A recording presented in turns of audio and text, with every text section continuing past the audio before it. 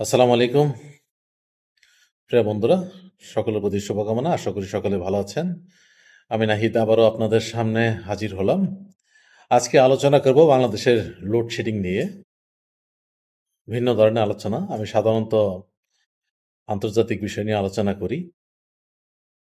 বৈশাখের তপ্ত দুপুর এখন। মাথার উপর ঘনঘনে সূর্যের রোদ, প্রকৃতি যেন আগুন ঝরাচ্ছে। এই প্রচণ্ড গরমে যখন একটু শীতল পরশ পাওয়ার কথা, ঠিক তখনই শুরু হয়েছে ভয়াবহ লোডশেডিং। দিনে রাতে ঘন্টার পর ঘন্টা বিদ্যুৎ নেই। গরমে অতিষ্ঠ হয়ে যাচ্ছে বৃদ্ধ থেকে শুরু করে শিশুরা, সবাই খুবই ক্লান্ত, খুবই অসুস্থ, অনেকে অসুস্থ হয়ে যাচ্ছে। একদিকে এই প্রকৃতির এই রোষ, অন্যদিকে বিদ্যুতের হাহাকার, এই দুই জাতাকলে পিষ্ট সাধারণ মানুষ। কিন্তু প্রশ্ন হলো, বিদ্যুৎ নেই কেন? এটি কি কেবল চাহিদা, সংকট, নাকি এর পেছনে লুকিয়ে আছে বড় অন্য কোনো অব্যবস্থাপনা? চলুন সে বিষয় নিয়ে আলোচনা করি। আপনারা জানেন, পরিসংখ্যান বলছে গত বছর ঠিক এই সময়ে দেশে তেমন লোডশেডিং ছিল না। কিন্তু এবার পরিস্থিতি ভিন্ন।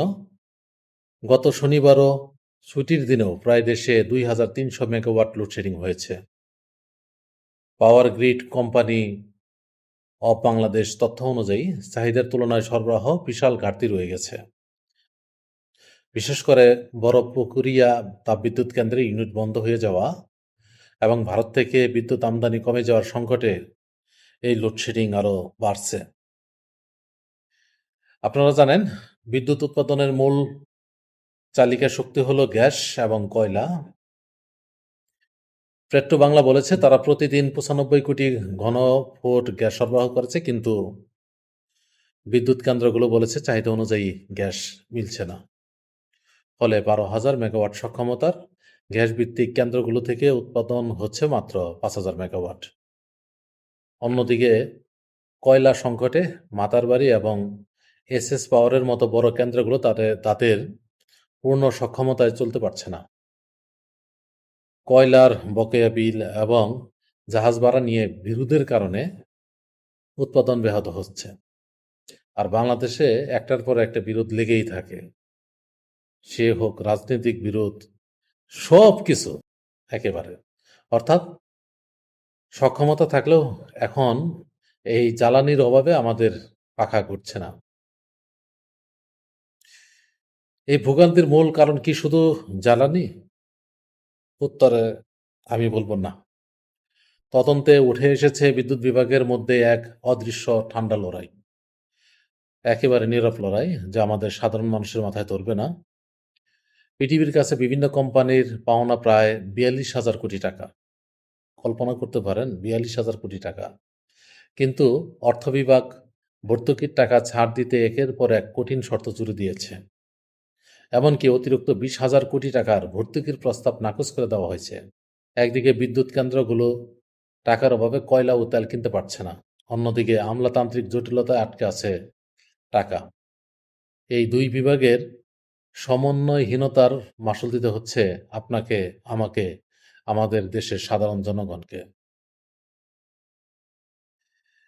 জ্বালানি বিশেষজ্ঞরা বলেছেন এই গরমের প্রস্তুতি 3-4 মাস আগের থেকেই নেওয়া উচিত ছিল বর্তমান সরকারের। দেখেন, ইরান ইসরায়েল যুদ্ধ চলছে, আমেরিকা যুদ্ধ চলছে, হরমুজ প্রণালী জাহাজ আসতেছে না, হরমুজ প্রণালী দিয়ে জাহাজ আসতেছে না। সেগুলো মাথায় রেখেই আপনার জনগণের চাহিদা নির্ণয় করা উচিত ছিল। যাই হোক, বর্তমান সরকার ক্ষমতায় আসার পর পরিস্থিতি সামাল দেওয়ার চেষ্টা করছে ঠিকই, কিন্তু বকেয়া বিল পরিশোধ না হলে পরিস্থিতির স্থায়ী সমাধান খুবই কঠিন। এখন একমাত্র বৃষ্টি হতে পারে মানুষের সাময়িক স্বস্তি দিতে, কারণ বিদ্যুৎ বিভাগের বর্তমান চাহিদার সাথে পাল্লা দেওয়ার মতো পর্যাপ্ত প্রস্তুতি নেই। বিদ্যুৎ এখন কেবল একটি সেবা নয়, মানুষের অধিকার। এই বিদ্যুৎ ছাড়া জনজীবন একেবারে কল্পনা করা যায় না। যখন সাধারণ মানুষ বিল দিতে একদিন দেরি করলে জরিমানা গুনতে হয়, তখন সরকারি দপ্তরগুলো সমন্বয়হীনতা কেন মানুষকে অন্ধকারে সাজা ভোগ করতে হবে?